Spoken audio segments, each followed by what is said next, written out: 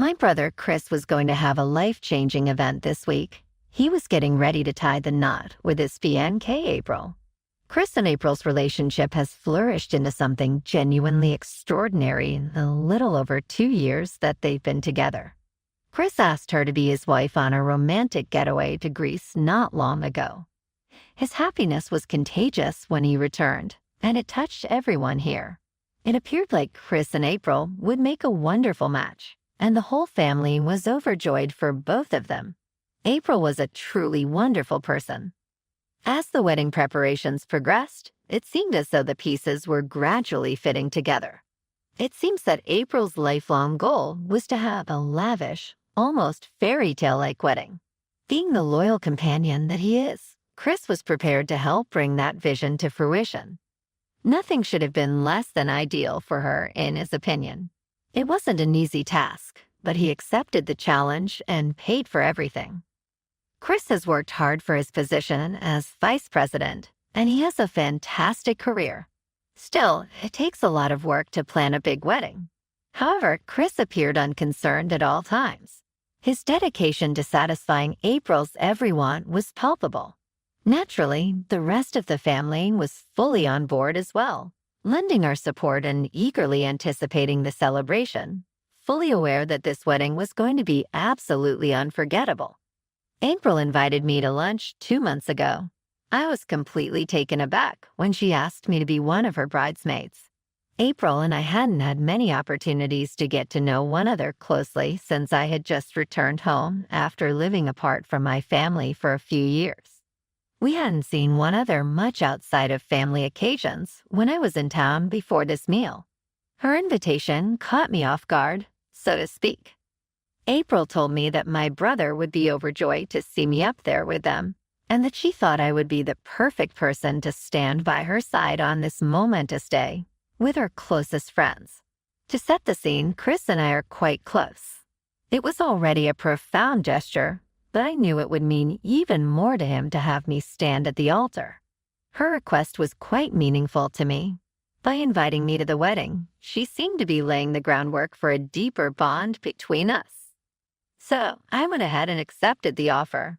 On top of being a meaningful way to be there for my brother on his most important day, it seemed like a big step towards creating a better bond with April. I should probably explain why I went back to my hometown now. A poisonous and abusive relationship ended not long ago for me. I still can't get my head around the idea that my ex-boyfriend, who I loved and trusted, might change into someone completely different. Things appeared fine on the outside over the majority of my long-term relationship with my ex-boyfriend. It seemed like our relationship was stable. There were no major fights or disagreements. I believe that contributed to the difficulty of understanding what transpired thereafter. There was no slow accumulation, no warning indications. He was calm and collected, never one to lash out or be violent. Then, for no apparent reason, a terrible turn of events occurred. He started acting differently out of the blue. I felt like I was abruptly sharing my home with an alien when he went violent in ways I had never witnessed before. When he became furious, he would start yelling at me or even get near to my face, even over little issues. A shadowy side to him emerged out of nowhere, and it frightened me. Things took a turn for the worst one night. As usual, we were simply chilling out in front of the TV, watching Netflix. In a casual tone, we were discussing potential next movie viewing options. Nothing deep or controversial, just the typical inane chat between partners. That's why the subsequent events were so unexpected and tragic. Without any provocation, he turned to me, and before I could even process what was happening, he slapped me across the face. The force of it took me completely by surprise. It was as if I had been pulled out of reality, and for a split second, I couldn't comprehend what had just occurred. My cheek stung with a searing pain that spread through my face, and almost immediately, tears welled up in my eyes, not just from the physical pain, but from the overwhelming emotional shock. What disturbed me even more was the look on his face. He didn't seem to care. There was no remorse, no sign of regret. He was completely nonchalant, as if he had done something perfectly normal. Then in a cold and emotionless tone, he told me that I should never argue with him again about which movie to watch. His tone implied that I had somehow deserved what had just happened because I had dared to express a preference for a movie. He then picked a film of his choosing and continued to watch as if nothing had happened, leaving me stunned, hurt, and confused. For the first time, I felt like the person sitting next to me might be a monster. That night marked the end of whatever relationship we once had, and it was clear I needed to get out. This wasn't a person I could trust or feel safe with anymore. It wasn't just a slap. It was the complete lack of humanity in his reaction, the way he thought it was acceptable to control me with violence. Once the initial shock wore off, I got up from the couch without saying a word and headed upstairs. The adrenaline kicked in, and all I could think about was getting out. I grabbed my bags and started to pack. As I was packing, I could hear him shouting after me, telling me I was overreacting, calling me weak for not being able to handle one slap. He was taunting me that even though I went to the gym, I was still not strong enough. His words cut deeper than the physical pain. I couldn't believe how insensitive and dismissive he was being and how little he understood or cared about the damage he had just done. The fact that he was trying to justify what happened, minimizing his actions and making it seem like I was in the wrong for wanting to leave made it all the more terrifying. This wasn't the man I thought I knew, and I realized that staying any longer could only lead to more harm. I needed to remove myself from that situation immediately, so I walked out without saying a word to him as I didn't want to escalate things further. For the next few days, I stayed at a hotel, trying to figure out what to do next. On one hand, I was devastated. This was someone I had been with for a long time. We had built a life together, and his family had become like my own. But on the other hand, I knew I had made the right decision to leave. There was no going back after what had happened, no way to undo the damage or trust him again. When his parents found out what had happened, they reached out to me. I knew they would eventually, after all. They'd always considered me a part of their family, and it wasn't like me to just disappear without explanation. When they called, I told them everything. I didn't hold back about how his behavior had changed so drastically in recent months, how he had become more aggressive and controlling, and of course, how it all culminated in that night when he hit me. To my relief, they were concerned too. They almost couldn't believe what I was telling them. And like me, they struggled to reconcile this version of him with the son they knew. They agreed that this wasn't like him at all, and they acknowledged how serious the situation had become. I think it was hard for them to hear, but at least they didn't try to defend his actions or dismiss my experience. That gave me some comfort, knowing that I wasn't alone in recognizing how wrong his behavior was. Everyone who knew him, including his own family, would have said the same thing. This wasn't the person we knew, and something had clearly gone very wrong. That week, his parents visited him, and they also noticed something was seriously off. It was the way he was acting in general, irritable and out of character. Alarmed by what they saw, they decided to take him to the hospital to get him checked out. It was during that visit that they discovered he had a brain tumor. The news was shocking, to say the least. Suddenly, everything that had happened, all his strange behavior, the aggression, and the sudden shift in his personality, started to make sense. It wasn't that he had become abusive out of nowhere. He had a personality shift because he was dealing with something far beyond his control. The tumor was affecting his behavior in ways none of us could have predicted.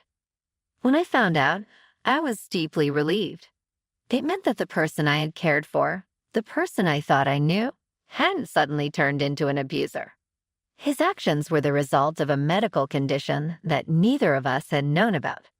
I started to feel incredibly guilty for leaving the way I did, even though I had no way of knowing what was really going on at the time. Of course, despite this revelation, it didn't change the fact that things between us had already fallen apart. We both met after his checkup and agreed that it was best for us to go our separate ways. The tumor explained his actions, but it didn't erase what had happened. and I still resented how he had slapped me that night. There was too much hurt, confusion, and fear still lingering, and it wasn't something we could simply move past. So we made the difficult decision to break up. It was heartbreaking. I had spent so much time with him, and despite everything, I still cared about him deeply. After the breakup, I felt completely lost. It was a lot to process. The trauma of what had happened, the guilt of leaving, and the grief of ending a long-term relationship that I thought would last. That's when I decided to move back home. I needed a fresh start, a change of scenery, and the support of my family to help me heal. This backstory about my ex is essential because it explains a lot about why April started to resent me after she found out about my past relationship. You see, my whole family knows the details of what I went through, and they've been nothing but supportive. They understand how impossible that situation was and why I had no choice but to leave. No one has ever blamed me for walking away from my ex, especially given the circumstances. However, when April found out about what happened, she had a very different reaction. April is quite religious, and her views about relationships and commitments stem heavily from her faith. Whenever we get together for any family event leading up to her wedding, whether it was lunch or some casual outing, April would make backhanded comments here and there that left me feeling judged and upset. She made it clear that she thought I had made the wrong decision by leaving my ex. According to her, it was wrong to abandon a partner during difficult times, regardless of the circumstances. She would talk about how people who leave their loved ones in such situations end up with bad karma. Naturally, this would infuriate me. I was already dealing with my own guilt and heartbreak, trying to come to terms with the fact that I had left someone who was dealing with a serious medical condition, even though his behavior had become abusive. It wasn't like I walked away easily. It was a decision I agonized over. But at the same time, I knew I hadn't been married to my ex, so I had no obligations, and I shouldn't have been expected to stay in a relationship that had turned toxic, especially when his mood swings and aggression were endangering my well-being. Still, April's comments would dig at me, making me feel worse about an already painful situation. I confided in my brother about how much April's remarks bothered me. My brother, though, would try to defend her, explaining that April's upbringing was a bit different than ours and that she had always been taught to stick it out in relationships. Hence, she felt the way she did. He would urge me not to take her comments too personally, telling me that she wasn't trying to be hurtful. He meant well, but it didn't make things any easier for me. Every time I saw April, I braced myself for some new comment that would make me feel like I was being judged for a decision that I already struggled with. Things took a frustrating turn when April and my brother sent out wedding invitations to everyone. She had graciously given everyone a +1, which I appreciated, but I sent back my RSVP indicating that it would just be me attending. I wasn't bringing anyone as I was still recovering from my breakup and wasn't in any place to have someone new in my life. To my surprise, April began insisting that I should invite my ex to the wedding. I scoffed at the idea and told her plainly that this was impossible. I hadn't even spoken to him since the breakup, and the idea of inviting him to my brother's wedding of all places made no sense whatsoever. I was just beginning to heal, and bringing him into such an intimate family event felt wrong on every level. But April didn't seem to understand that. She kept pushing the idea, repeating how it would be a good gesture and I should let bygones be bygones. She insisted that he must be suffering after I left him and that I should at least invite him to have a good time at their wedding. It felt like she wasn't even trying to understand my feelings about the situation.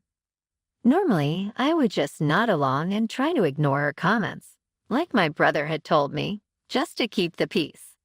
But as you can understand, I was starting to get very irritated by her. There was one occasion where she again crossed the line. We were all out for lunch. April had invited her entire bridesmaid squad, and we were discussing dresses and other wedding details, trying to enjoy the fun and excitement that comes with wedding planning. But of course, April found a way to steer the conversation back to my ex in front of everyone. She brought up the situation again and started telling the other girls how I'd been mean for breaking up with that poor fellow after he was diagnosed with a brain tumor. She framed it like I was some heartless woman who had walked out on him in his hardest time. I could feel the tension rise in the air as she continued to paint me as the villain in front of the other bridesmaids.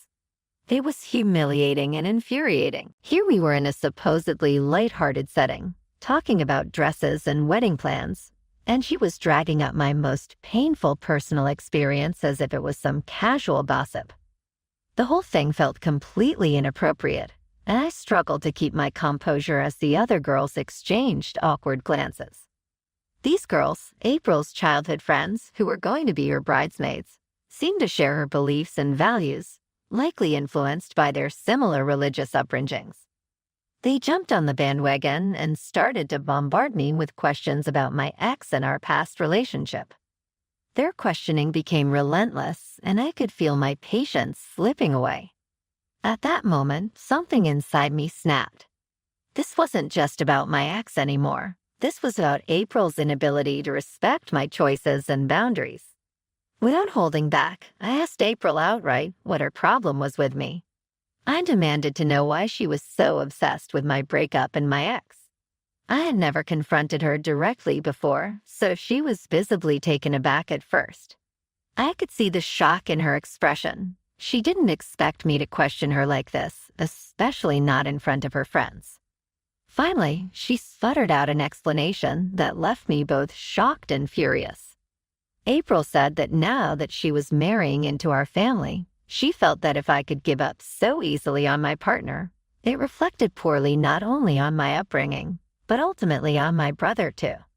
She continued to say how my brother had always told her about my relationship with my ex over the years, and hearing that I left such a long-term relationship without giving it any careful thought reflected negatively on my character, and by extension, on my family and my brother. Her words were like a slap in the face. I couldn't believe what I was hearing. April somehow felt entitled to tell me what I should have done in a situation that she knew only bits and pieces of. The nerve of her to think that my personal choices had anything to do with her relationship with my brother. I was livid. I firmly told her that my relationship with my ex was none of her business, and it never had been. I pointed out that my decisions in life had nothing to do with my family or my brother. I was done letting her cross that line and made it crystal clear that she needed to respect my boundaries by never bringing this up again. The atmosphere at the table grew tense, and I could feel the awkwardness settle over the group. I didn't want to stay there a minute longer and simply left. I had finally said what I needed to say anyway. Since that heated conversation with April, things between us only got worse. She never apologized to me, and neither did I. Every time I thought we might be able to move past it, she found new ways to take out her frustration on me. It started with her nitpicking about my bridesmaid dress. April approved everyone else's dresses without any issue, but when it came to mine, she kept changing her mind. I had to reorder my dress 4 times, each one in line with the wedding theme, yet none seemed to satisfy her. It became clear that this wasn't about the dress. It was about making my life difficult because of the tension between us. I didn't want to start another fight, so I went along with the changes, hoping it would end there. But of course it didn't. After the dress ordeal, she found something new to criticize, this time about my appearance. She flat out told me that I needed to get a fake tan before the wedding. I was stunned. I've never had a fake tan in my life and had no intention of starting now, especially not for someone else's wedding. April explained that because of my naturally fair complexion, I stood out the most among her bridesmaids, and she wanted me to tone it down so I wouldn't stand out in the wedding photos. I couldn't believe what I was hearing. It was offensive on so many levels. Being told that my skin tone didn't fit her vision was insulting and hurtful. I firmly told her that there was no way I would be getting a fake tan just to blend in for her pictures. I even offered to stay out of the photos if it bothered her that much, but I wasn't going to change my appearance for her wedding. The next issue that arose was that April wanted all of her bridesmaids to plan an extravagant bachelorette party for her. On its own, that wasn't unreasonable, but her expectations were wildly unrealistic. She insisted that we all contribute hundreds of dollars so that we could fly her to an expensive, all-inclusive resort. It was a huge financial ask, and I wasn't the only one who found it over the top. Another bridesmaid also protested against the high cost, pointing out that it wasn't feasible for everyone. As usual, April took offense.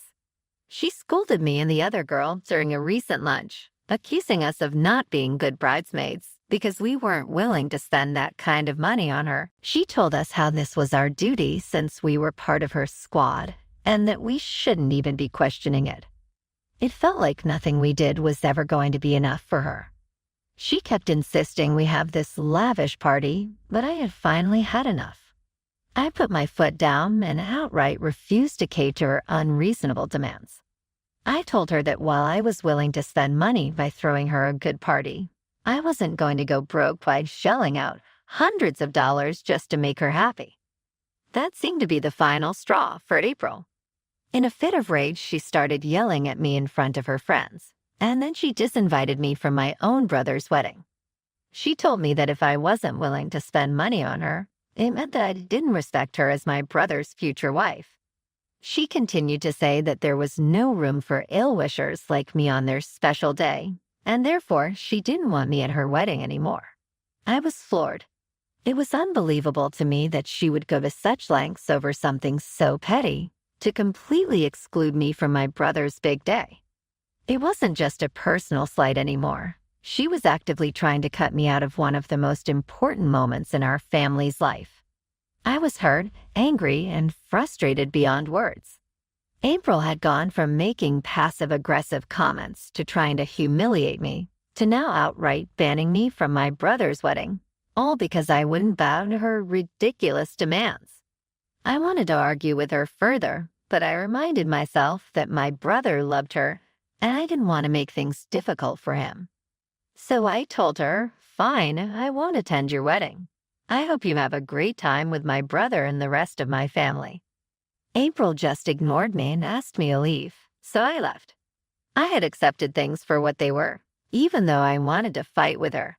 However, when my brother found out from the rest of my family that April had uninvited me, he was understandably upset. He called me to ask for an explanation, and I told him everything that had happened between us. After that, I'm not sure exactly what transpired between April and my brother, but he seemed to have confronted her about it privately.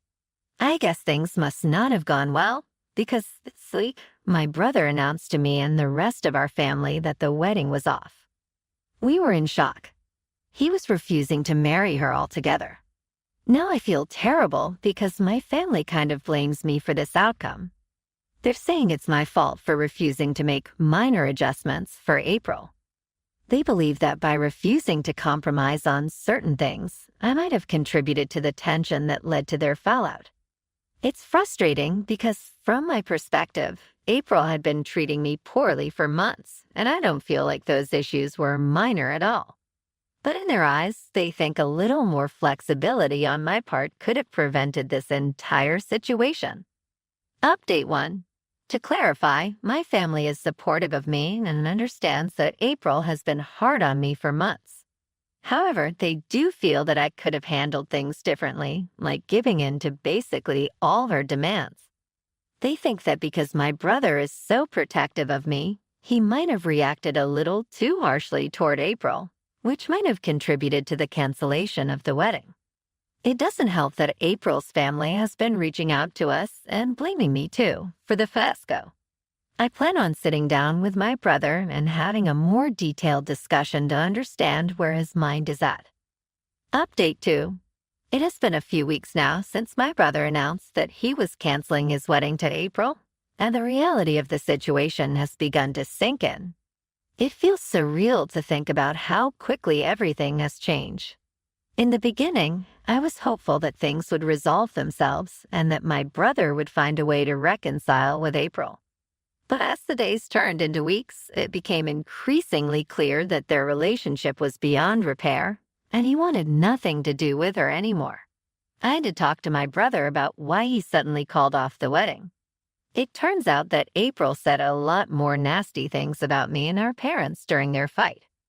My brother confessed that April had always exhibited some controlling behavior toward him in the past, but he had always sort of brushed it off. However, after he heard from me that she had been bullying me for months with her relentless demands, her need to control every detail of the wedding, and her utter disregard for my feelings, he realized that she was actually a very mean person who refused to ever hold herself accountable.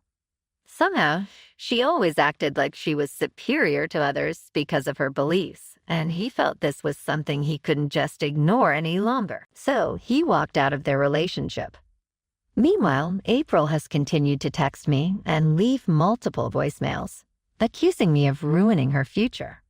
She threatens to punish me for my bad deeds and basically yells at me in the voicemails.